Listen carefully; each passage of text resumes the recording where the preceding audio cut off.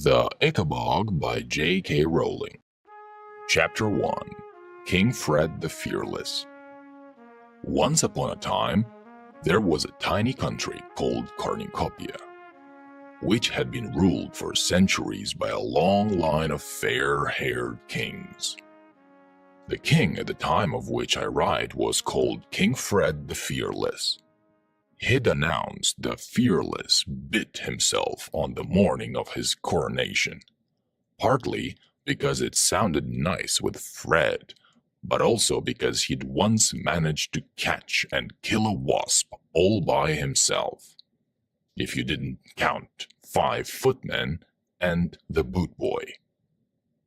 King Fred the Fearless came to the throne on a huge wave of popularity.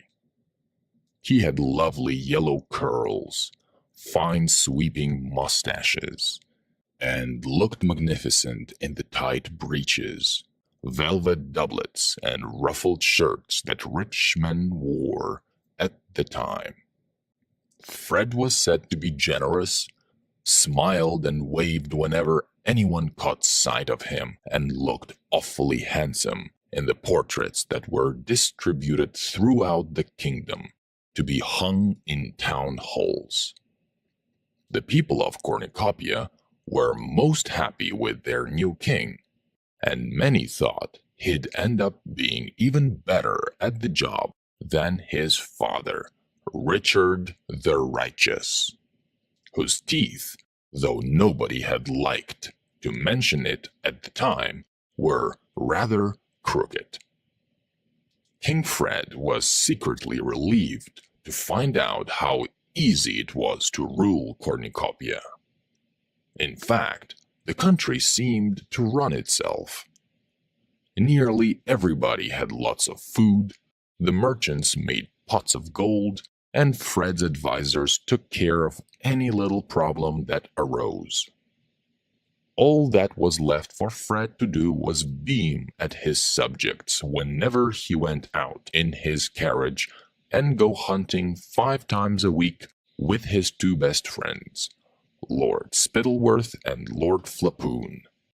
Spittleworth and Flapoon had large estates of their own in the country, but they found it much cheaper and more amusing to live at the palace with the king, eating his food, hunting his stags, and making sure that the king didn't get too fond of any of the beautiful ladies at court. They had no wish to see Fred married, because a queen might spoil all their fun. For a time, Fred had seemed to rather like Lady Eslanda, who was as dark and beautiful as Fred was fair and handsome, but Spittleworth had persuaded Fred that she was far too serious and bookish for the country to love her as queen.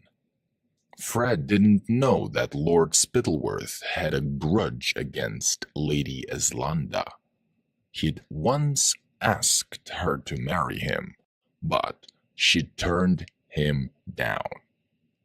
Lord Spittleworth was very thin, cunning, and clever. His friend Flapoon was ruddy-faced and so enormous that it required 6 men to heave him onto his massive chestnut horse. Though not as clever as Spittleworth, Flapoon was still far sharper than the king. Both lords were expert at flattery and pretending to be astonished by how good Fred was at everything from riding to tiddlywinks. If Spittleworth had a particular talent, it was persuading the king to do things that suited Spittleworth, and if Flapoon had a gift, it was for convincing the king that nobody on earth was as loyal to the king as his 2 best friends. Fred thought Spittleworth and Flapoon were jolly good chaps. They urged him to hold fancy parties, elaborate picnics, and sumptuous banquets because Cornucopia was famous far beyond its borders for its food. Each of its cities was known for a different kind, and each was the very best in the world. The capital of Cornucopia, Chouville, lay in the south of the country and was surrounded by acres of orchards, fields of shimmering golden wheat, and emerald green grass on which pure white dairy cows grazed.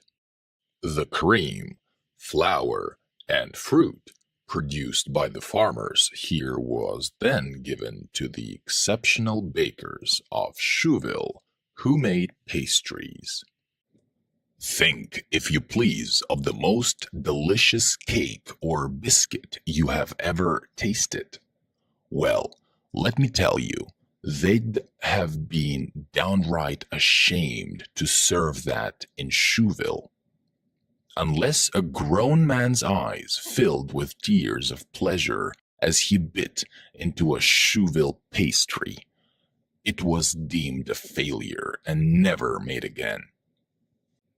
The bakery windows of Chouville were piled high with delicacies such as maidens' dreams, fairies' cradles, and most famous of all, hopes of heaven, which were so exquisitely, painfully delicious that they were saved for special occasions, and everybody cried for joy as they ate them.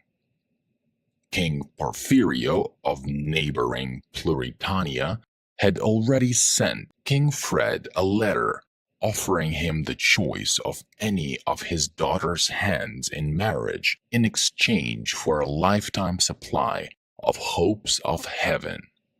But Spittleworth had advised Fred to laugh in the Pluritanian ambassador's face. His daughters are nowhere near pretty enough to exchange for hopes of heaven, sire, said Spittleworth.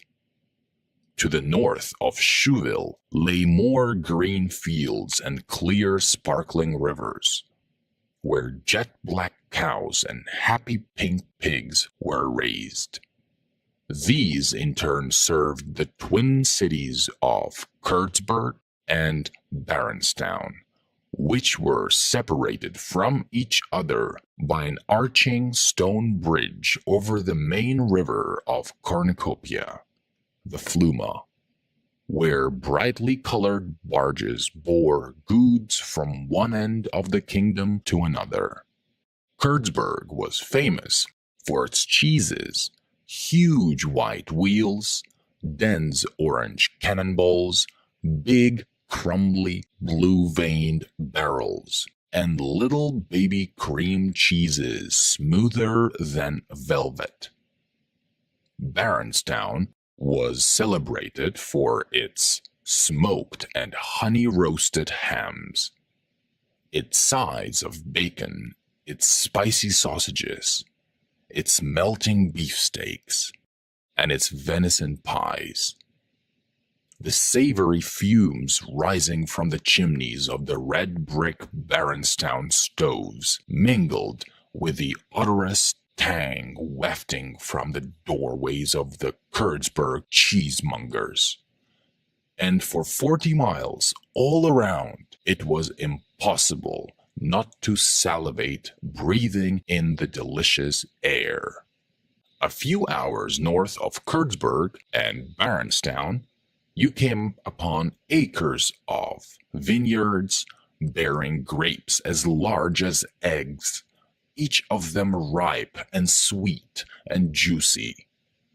Journey onwards for the rest of the day, and you reach the granite city of Jeroboam, famous for its wines. They said of the Jeroboam air that you could get tipsy simply walking its streets. The best vintages changed hands for thousands upon thousands of gold coins. And the Jeroboam wine merchants were some of the richest men in the kingdom. But a little north of Jeroboam, a strange thing happened. It was as though the magically rich land of Cornucopia had exhausted itself by producing the best grass, the best fruit, and the best wheat in the world.